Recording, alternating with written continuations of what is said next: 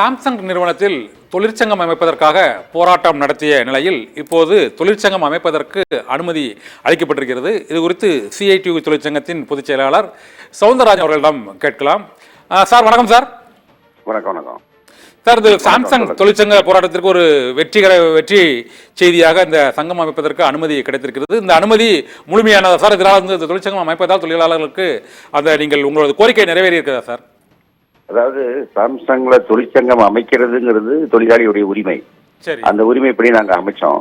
ஆனா நீங்க தொழிற்சங்கம் அமைக்க கூடாது, அமைச்சா உங்களை வேலையை விட்டு நீக்கிடுவோம், உங்களை வேலையை கெடுத்துருவோம் என்று நிர்வாகம் ஒரு பக்கம் மிரட்டிட்டே இருந்தாங்க. அதை மீறி தான் தொழிற்சங்கம் அமைக்கப்பட்டது. அவன் வேலைக்கு சேர்ந்து 16 வருஷம் கழிச்சு அந்த தொழிற்சங்கம் அமைக்கப்பட்டது. ஆனா அவன் பழிவாங்க நடத்துறது அரசாங்கம் நிர்வாகத்துக்கு ஆதரவாக நின்றது. அப்போ இன்னொரு விஷயம் என்னன்னா, அந்த சங்கத்தை பதிவு பண்றதுக்கு நாங்க விண்ணப்பிக்கணும். 45 நாட்களுக்குள் அந்த பதிவை அரசாங்கம் செய்து கொடுக்கணும். இது சட்டத்தில் இருக்கக்கூடிய கட்டாயம். அது நாங்க அதையும் செஞ்சிட்டோம். அதை அரசு தொழிலாளர் துறை செய்யல. அது தாமதப்பட்டது. இதனாலதான் வேலை நிறுத்தம் வந்தது. ஒண்ணு சங்கத்தை ஏற்க மாட்டோம் என்பதும், இன்னொன்னு பதிவை கூட செய்ய மாட்டோம் என்பதும் சேர்த்துதான் வேலை நிறுத்தமாக அது வெடித்தது.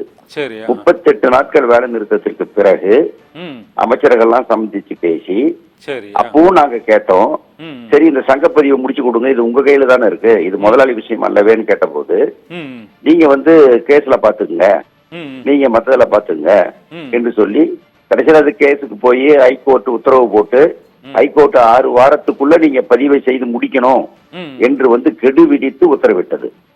அந்த அடிப்படையில அந்த கெடுவின் கடைசி நாள் இன்னைக்கு. அதனாலதான் இன்னைக்கு கொடுத்திருக்காங்க. அதனால ஆமா இயல்பாகவும் சாதாரணமாகவும் கிடைக்க வேண்டிய ஒரு விஷயத்தை ஒரு பெரிய வேலை நிறுத்தத்துக்கு பிறகு 38 நாட்களுக்கு பிறகு 212 213 நாட்கள் தொடர்ச்சியான கிளர்ச்சி மற்றதற்கு பிறகு போலீஸ் அடக்குமுறை வழக்குகளுக்கு பிறகு இது ஒரு முடிவுக்கு வந்திருக்கிறது. இந்த போராட்டத்தினுடைய முதல் கட்டம் முடிவுற்றிருக்கிறது. அடுத்த கட்டங்கள் இருக்கு. சௌந்தரராஜர், ஒரு கேள்வி.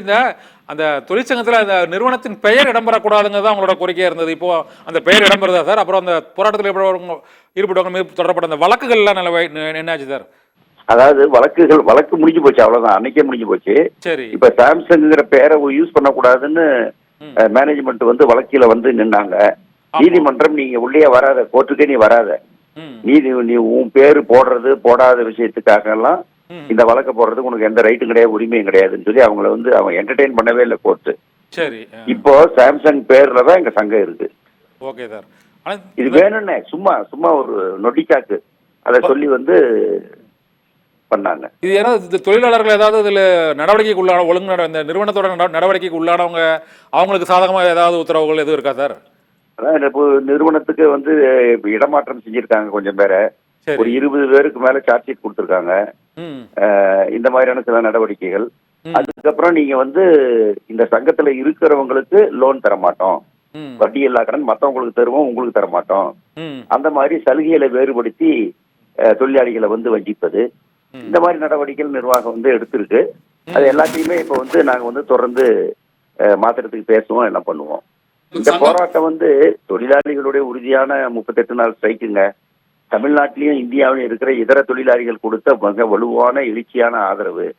அதுக்கப்புறம் அரசியல் கட்சிகள் தமிழ்நாட்டில் பிஜேபி திமுக தவிர மீதம் இருக்கிற எல்லா அரசியல் கட்சிகளும் ஆதரவு தெரிவித்தார்கள்.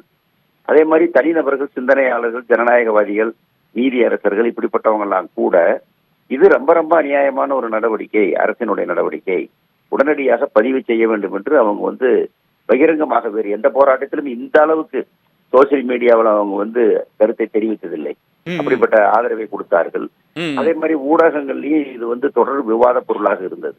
இதெல்லாம் சேர்ந்துதான் இது இன்றைக்கு முடிஞ்சிருக்கு. தாமதம் என்றாலும் இன்றைக்கு முடிந்திருக்கிறது. அந்த போராட்டத்தின் முதல் கட்டம் முடிவுற்று இருக்கிறது. எங்களுக்கு அதுல மகிழ்ச்சி. அவ்வளவுதான். நன்றி சார்.